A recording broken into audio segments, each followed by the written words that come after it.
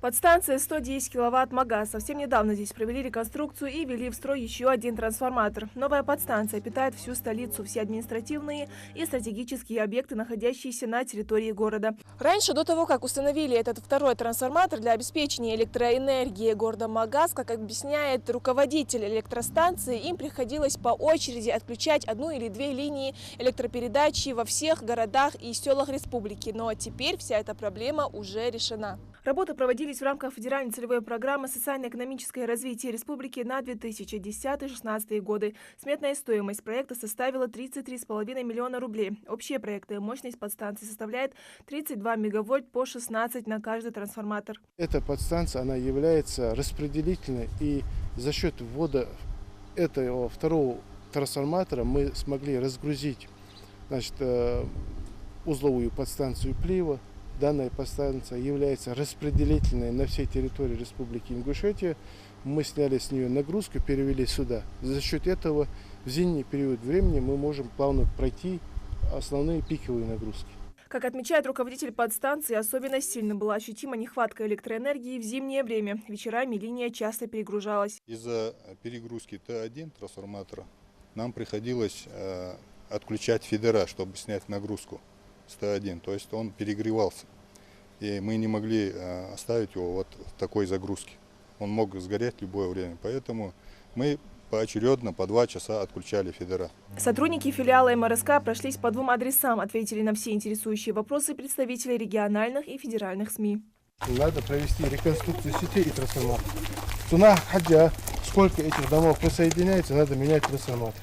Надо увеличивать пропускную способность линии. Мощности не хватает, да, любая линия, воздушная линия электропередач, у нее предельно допустимые токи, которые она может пропускать. Значит, если она превышает, у нее уже автоматически появляются потери в линии. В Назрани также введена в эксплуатацию новая подстанция «Назрань-2» мощностью 110 киловатт. Она будет питать ряд объектов. Наиболее крупный из них – военный городок и городок переселенцев из аварийного жилья. Электростанция относится к питающим центрам нового поколения, оснащена современным оборудованием, максимально отвечающим требованиям надежности, эффективности, а также нормам безопасности, уверяют в МРСК. На энергообъекте установлено 2 силовых трансформатора мощностью по 22 мегаватт каждый. Данная подстанция поможет нам разгрузить действующую подстанцию, которая у нас работает в городе Назрань. Это значит, ряд потребителей частного сектора перейдет на эту подстанцию. И села, такие как Далаково, Кантышево, будут запитаны именно от этой подстанции. Значит, данная подстанция также нам помогает разгрузить общую электросеть республики и увеличивает энергонадежность в плане резервирования. Появление в энергосистеме новой подстанции, по мнению энергетиков, повысит надежность электроснабжения абонентов, разгрузит силовое оборудование и создаст резерв трансформаторной мощности в объеме 50 мегаватт. Качество выполненных работ на высоте, а все техническое оборудование соответствует всем современным требованиям, отметил замруководителя регионального филиала МРСК. Это сердце подстанции. Значит, с данных панелей управляется вся подстанция. То, что видели вы сейчас на площадке, Бреслер. Это Уральский электромеханический завод. Это одно из передовых технологий в сфере электроснабжения.